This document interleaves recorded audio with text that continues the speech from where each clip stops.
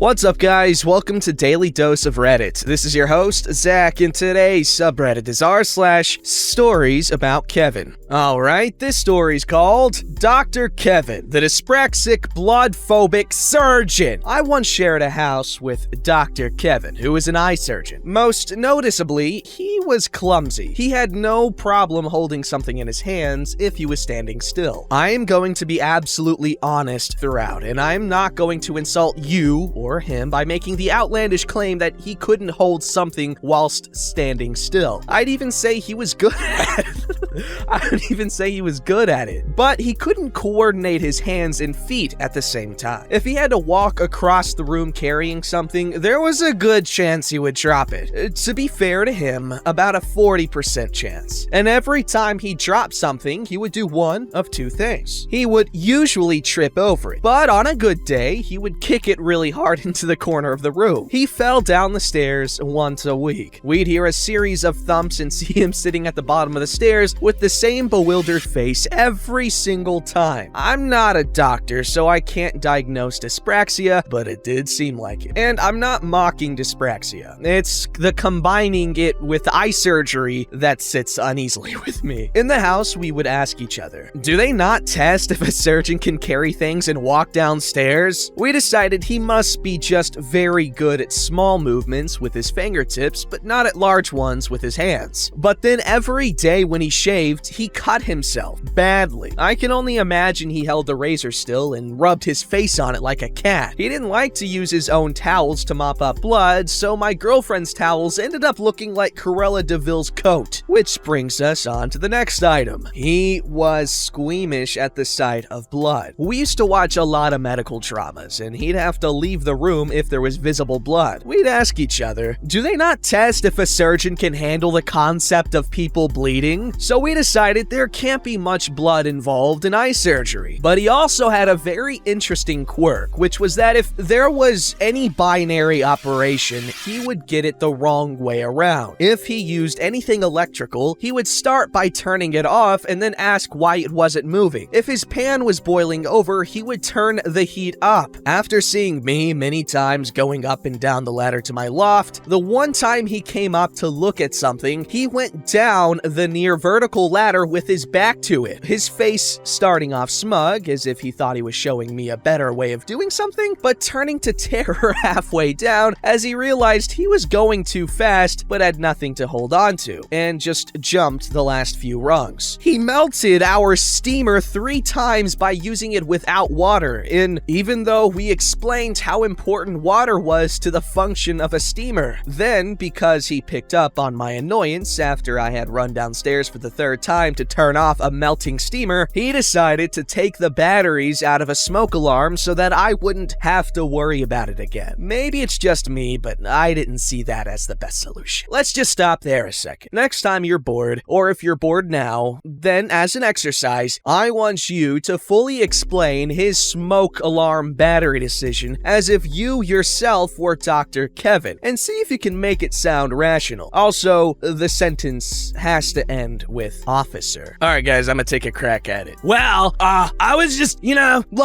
were getting annoyed about the smoke alarm, and I didn't want you to get annoyed about it anymore, so I took out the battery so you wouldn't have to worry about it. Also, I'm supposed to end the sentence with officer. Because Kevin would be the type of person to get the issue wrong. Instead of, thinking OP's getting upset about his steamer melting, he thinks he's upset about the smoke alarm because every time he comes downstairs, it's because of the smoke alarm. Boom. Best of all was when he sent a parcel to the British Medical Association and it was returned to him unopened. He was angrily waving it at me, demanding to know why they had done such a thing. I had to look at it and had to tell him, I see what's happened, mate. You put your own name and address on the back. He insisted that this was the standard procedure for official documents. I added, yes, but that's the side you also put the stamp on. You just posted it to yourself. Now, if I was making this story hurry up, I would claim that he paid extra for recorded delivery and had to sign up for it at the door to prove he had received it from himself. I cannot be sure he did that though, and I am just sticking to the truth here because I like to be honest, and I feel Dr. Kevin would be insulted by any embellishment. He needs none. We'd ask each other in the house. Surely they test if a surgeon, in every circumstances, does exactly the opposite to what he should do. I mentioned cooking issues. Because he came from a strict patriarchal country, the kitchen had a steep learning curve for him, but he was up for it. Once he came into the kitchen, where I was talking with my friend, proudly said, "I even do my own shopping," and took my friend's tea mug out of his hand, rinsed it out, and made himself a cup of tea whilst we watched, as if he was just showing us he could. When he left the kitchen, I turned to my friend and asked, "Had you finished that tea?" And I'll always remember the wistful, baffled look on his face as he quietly answered, "No." If you're a British person, I am deeply sorry for the abject pathos you must have felt reading this distressing anecdote. Like many vegetarians, I like to tell everyone that I'm a vegetarian, although Dr. Kevin did try to convince me not to be with his argument. Rabbits are meant to be eaten. As a vegetarian, I don't get food poisoning, except on this one occasion just after Dr. Kevin moved in. I knew that my girlfriend,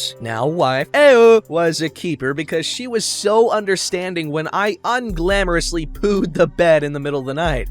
I had food poisoning so bad that I had to stand in the cellar like Doctor Who regenerating, with vomit and diarrhea shooting out of me in all directions. Yo, that was me in Pakistan, no joke. I went to the cellar out of embarrassment because it was so noisy. I held bin bags simultaneously at both ends to catch it. That's about how it is. It's not a memory I have nostalgia for. I didn't understand what caused it until I saw Dr. Kevin washing up after eating his signature dish of burnt yet undercooked chicken. He only rinsed his plate with cold water and no washing up liquid, rubbing it with just his fingertips and put it straight in the cupboard without drying. We asked ourselves, surgeons, hygiene, contamination, do they not? I mentioned patriarchy. One of the women in the house told him it's spring forward, fall back, so he'd know which way to change his clocks. But I facetiously exclaimed that was no good as a memory aid because you can just easily spring back or fall forward. And because I had said that, with a man's authority, he set his clock wrong and then blamed me for it when he missed an appointment. To be fair, I do always get confused by that myself. Why would you plant that in his mind?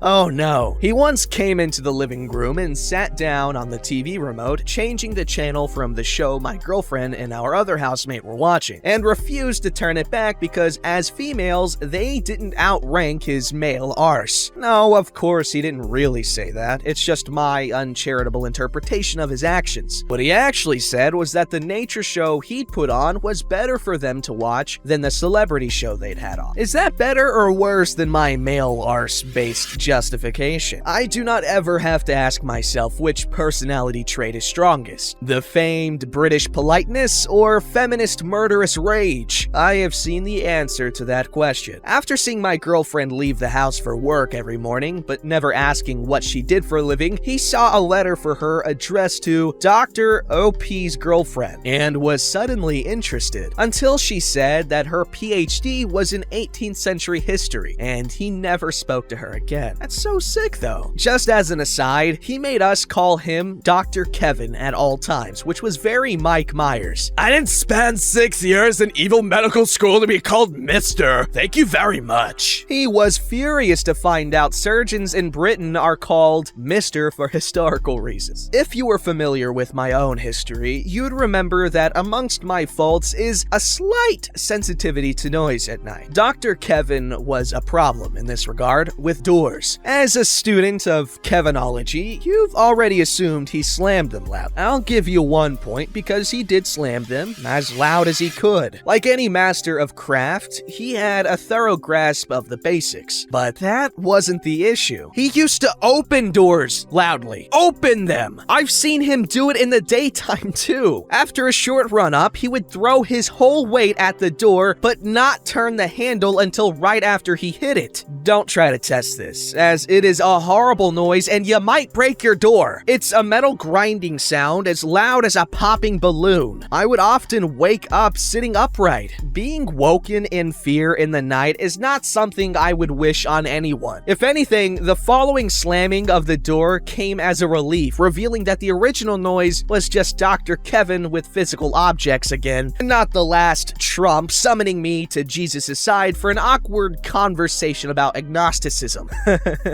Speaking of awkward conversations, you know if you're having a difficult one, say with your boss or someone who makes you nervous, there's a technique where you imagine the other person is sitting on the toilet. Dr. Kevin must have heard this, but misunderstood. Because if there was any issue he wanted to raise with me, he would wait and then shout it through the bathroom door at me whilst I was having a well-deserved poo. I'm sorry to mention me pooing again. It's not something I normally like to discuss. Annoyed, I wouldn't want to talk to him, and I'd have to explain that I was pooing, and that, as you'll know if you've been reading this carefully, it's not something I normally like to discuss, especially during. Quite ruins it for me. And that's why I decided to become an eye surgeon, because the bar they set is obviously so low that any idiot can stumble over it whilst dropping things. Not really though. I wouldn't be up to it academically. My spelling is awful. I had to look up diarrhea. Damn man, I'm not kink shaming you, but I don't know why you'd want to look that up. I'd be killing people left and right, confusing hyperglycemia with hypoglycemia, as well as freaking out because you have to cut people's eyes. How can you even get past just thinking, I'm cutting an eye! I'm cutting an eye! I've soundly mocked Dr. Kevin, but he was in a job needing great skill and composure while speaking in a second language, so he must have been very bright in ways that I couldn't see. I wish him well in his medical career and future malpractice lawsuits.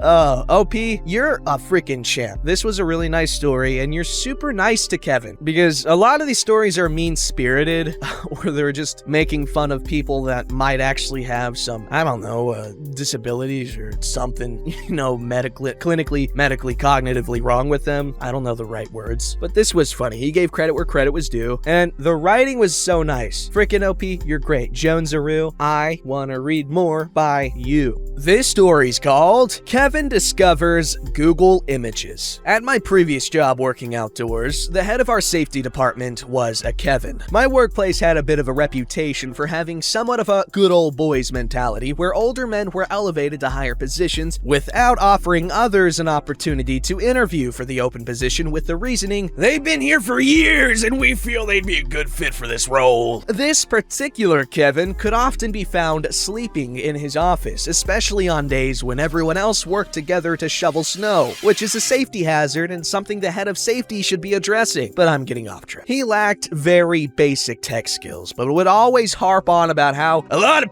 young people these days just aren't quite as sharp as us older folk. Yes, that was an actual quote during a company-wide training about how to manage stress. As the safety representative of my own department, I would frequently have to try to communicate with Kevin on safety-related issues. Unfortunately, his voicemail box was always full because he didn't know how to check them, and any attempt to send him an email would be met with, I never got that, because he didn't know how to check that either. This caused me to constantly have to physically print out documents, drive all the way to the other side of the property, and hand deliver them straight into his mailbox. So his lack of basic knowledge about technology was well known to me at that point, but I did not think it was this bad. One day, about a year ago, he left a very long voicemail for my department about this incredible feature he found on the internet. If you go to the Google login page, you'll see a little button that says Images. If you click on that and type Our Workplace into the box, all kinds of pictures pop up of My Department section. I mean, there's pictures of everything here. If you scroll down the list, you can even see a picture of what Workplace was like years ago. I really think this could be a great resource if you all are looking for pictures of My Department. There's some really great ones here, so I figured I'd let you know about it. My coworkers and I just stared at each other, speechless, until one of them said, Did Kevin just discover Google Images? I have no words, man. Like, I cannot even Google imagine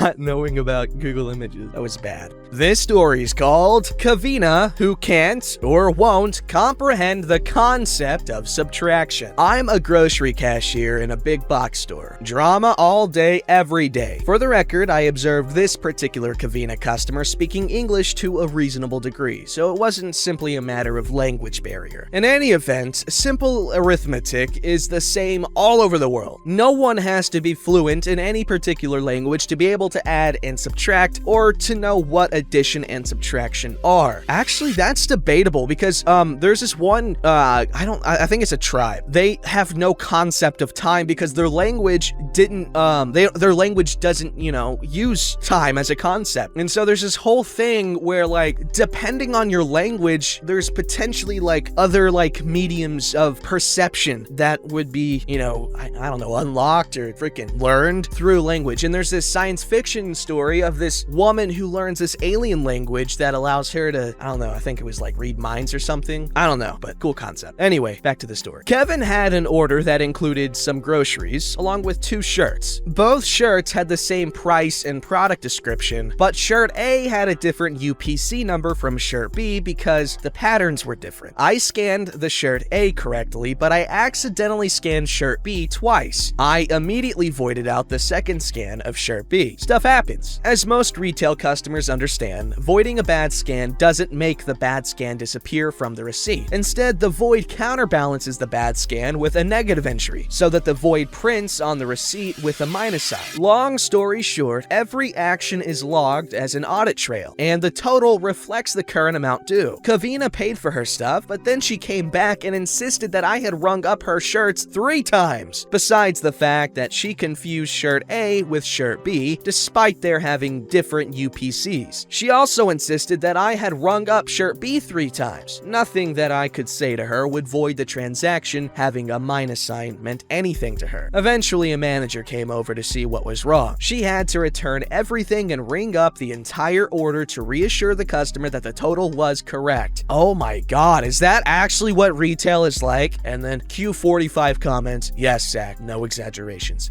I'm sorry, guys. I'm so sorry. You guys are champions, and you're treated like doormats. Don't forget to like, subscribe, and hit that bell to never miss an episode.